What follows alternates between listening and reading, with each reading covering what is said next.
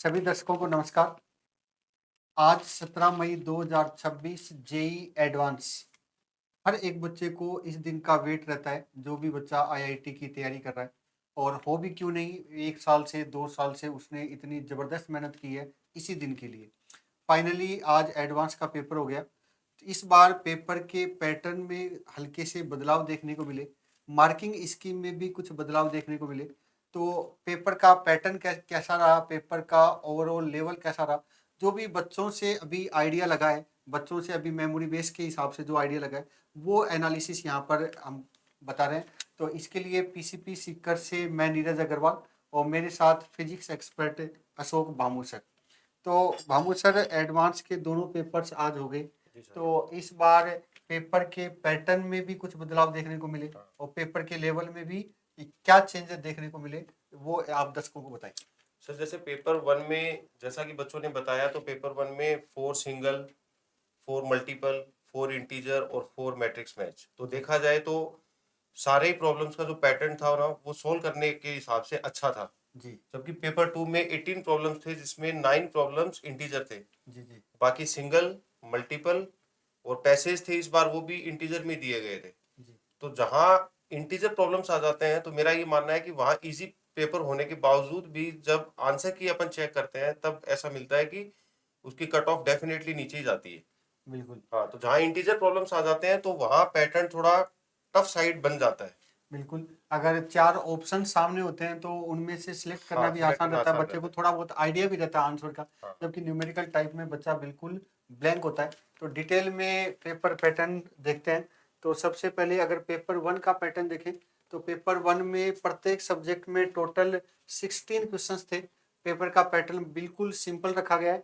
हर एक पैटर्न के 4-4 questions, 4 single correct, 4 multiple correct, 4 numerical और 4 मैट्रिक्स मैच। एक बड़ा बदलाव इस बार ये देखने को मिला कि जो मल्टीपल करेक्ट क्वेश्चंस थे, वो हर बार सही होने पर 4 नंबर और नेगेटिव मार्किंग उसमें -2 मार्क्स की होती थी। इस बार नेगेटिव मार्किंग सिर्फ -1 की रही। पार्शियल मार्किंग जैसी एज इट इज होती थी, वैसी ही मार्किंग इस बार देखने को मिली। तो ये एक मेन चेंज थे। सेकंड चेंज ये देखने को मिला कि matrix match 4 question generally IIT पूछता नहीं है, लेकिन इस बार 4 क्वेश्चन मैट्रिक्स मैच के पूछे गए। तो मैट्रिक्स मैच के 4 क्वेश्चन भामू सर पूछे गए, तो क्या इसकी वजह से भी पेपर के लेवल पर कोई फर्क पड़ता है? सर डेफिनेटली इस बार जो मैट्रिक्स मैच पूछे गए हैं, तो वो उसमें भी मोर देन वन चूज नहीं करना था, जी सिंगल ऑप्शन ही चूज करना था। तो जहां बच्चे को सिंगल ऑप्शन चूज करना पड़ता है, तो डेफिनेटली वो 4 ऑप्शंस में से उसको 3 भी आ रहे होंगे ना, तो इजीली बिल्कुल। प्रॉब्लम्स को जनरली अप्रोच कर कई लेता बार है। 2 आने पर भी बच्चे का क्वेश्चन सही हो सोल्व हो जाता जाता है। है, तो मैट्रिक्स मैच अगर कहीं पर है, तो वो कहीं ना कहीं पेपर के लेवल को कम करता है। कम कम ही करता है।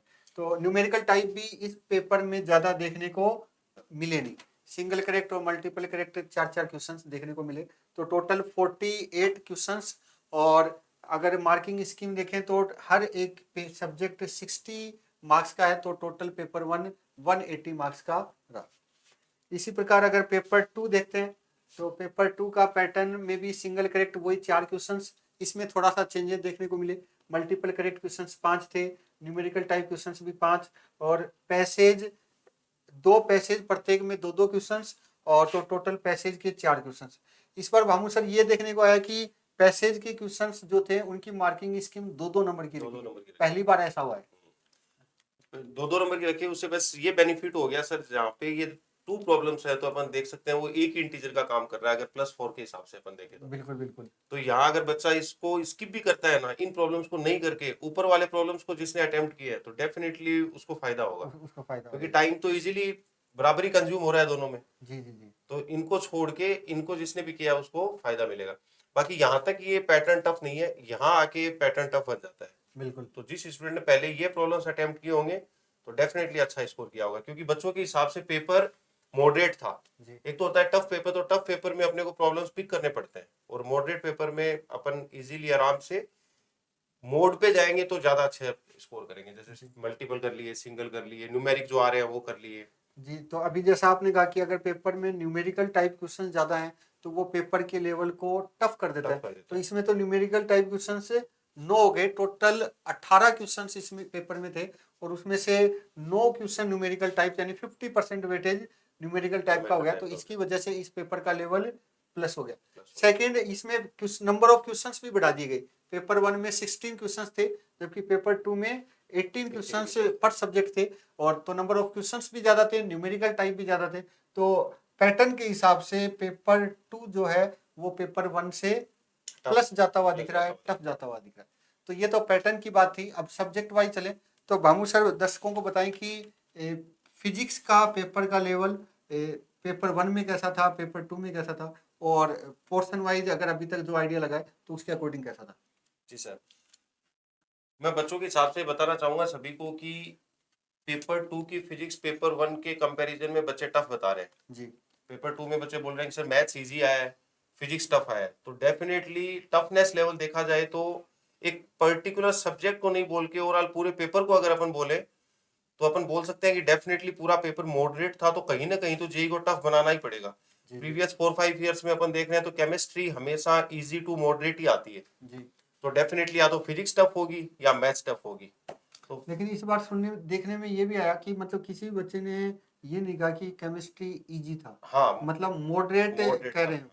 केमिस्ट्री को मॉडरेट बोला जा रहा है और मैथ्स के पेपर 2 को इजी बोला जा रहा है, फिजिक्स को टफ बोला जा रहा है। और पेपर 1 फिजिक्स और मैथ्स मॉडरेट टाइप ही बताया बच्चों ने अभी तक। जी जी जी। जहां तक मैं टॉपिक्स की बात करूं तो सर 11th में मैकेनिक्स का पोर्शन बहुत ज्यादा जेई फोकस नहीं रहा है। जैसे रोटेशन चैप्टर है तो उसमें से मैक्सिमम प्रॉब्लम्स पूछे गए हैं बच्चों के हिसाब से। जी और इलेक्ट्रो टू एसी का तो एज इट इज वही वेटेज रहा जो पहले था। जैसे कैपेसिटर में इस बार फ्लूइड के साथ मिक्स करके एक प्रॉब्लम पूछा गया है। रोटेशन का भी एक पैसेज आया है इस बार। तो जेई तो डेफिनेटली पेपर तो बनाती है वो इसी तरीके का बनाएगी कि बच्चे को कहीं ना कहीं तो वो लोग फंसाए। बिल्कुल बिल्कुल। पेपर टफ नहीं देके उसका पैटर्न ही वो लोग डिसाइड करते हैं कि भाई किस तरीके का पैटर्न होगा। बाकी जब अपने पास पेपर आएगा तो अपन और अच्छे से उसका एनालिसिस करके बता पाएंगे कि कट ऑफ कितनी जा पाएगी। जी जी जी। बाकी टफ मॉडरेट और इजी के हिसाब से काफी हद तक आउटपुट बच्चों के आ चुके हैं। तो अपने को ये तो पता चल गया है कि इस बार जेई का पेपर मॉडरेट या मॉडरेट टू थोड़ा सा हैवी गया है। हैवी साइड है जी। बिल्कुल। तो फिजिक्स में पेपर 1 मॉडरेट लेवल, और जैसा सर का कहना है कि पेपर 2 में फिजिक्स का लेवल और प्लस कर दिया गया, यानी फिजिक्स पेपर 1 में फिजिक्स अगर मॉडरेट है तो पेपर 2 में वो टफ क्या कही जा सकती क्योंकि है। मैथ्स इजी कर दिया। हाँ, तो उसका कंपनसेशन मैथ्स के थ्रू कर लिया गया है। पेपर 1 में मैथ मॉडरेट टू टफ थी, जबकि पेपर 2 में उसको इजी कर दिया गया। तो फिजिक्स और मैथ्स में इस प्रकार से कंपनसेशन किया गया है। जबकि केमिस्ट्री की अगर बात करें तो केमिस्ट्री पेपर 1 और पेपर 2 दोनों में ही मॉडरेट लेवल की रही, यानी दोनों पेपर में टोटल 6 सब्जेक्ट्स हो गई।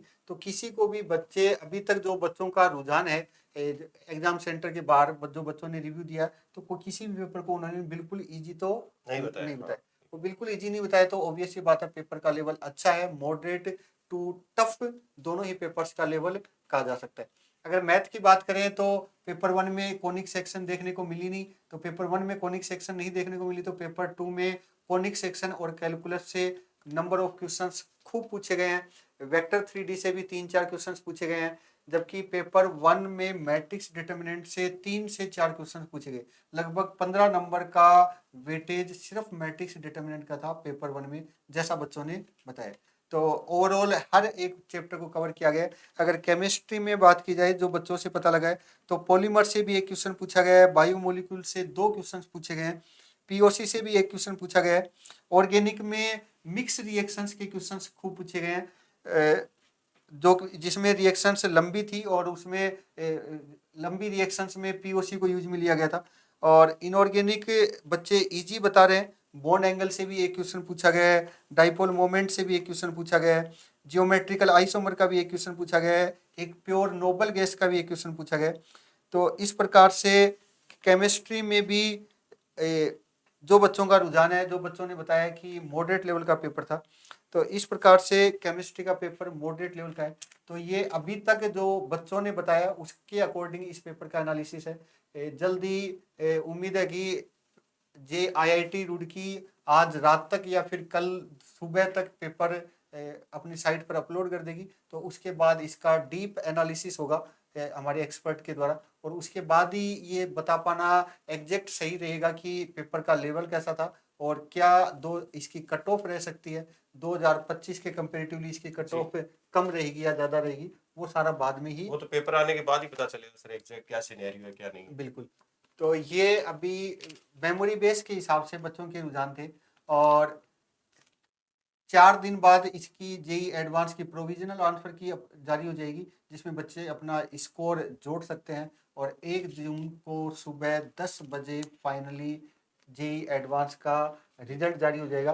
तो और उस टाइम पर ये सारे जितने भी कैश लगाए जा रहे हैं पेपर के लेवल के, कट ऑफ के, वो सारे कयास पूरे हो जाएंगे, पूरे हो जाएंगे, पूरे हो जाएंगे। कंफ्यूजन खत्म हो जाएगा एक तरह कन्फ्यूजन खत्म हो जाएगा। जैसे चुनावों में एग्जिट पोल आते हैं, फिर एग्जिट पोल के बाद रिजल्ट में वो पता लग जाता है कि किसका हाँ। एग्जिट पोल कैसा था, तो फाइनली वो सारा कंक्लूजन पूरा हो जाएगा। तो ये था एडवांस 2026 का पेपर एनालिसिस और पेपर का लेवल। इसी तरह के और इंफॉर्मेटिव वीडियोज के लिए आप लगातार पीसीपी के यूट्यूब चैनल और फेसबुक पेज पर बने रहे। तब तक सभी दर्शकों का बहुत बहुत आभार, धन्यवाद, शुक्रिया, जय हिंद।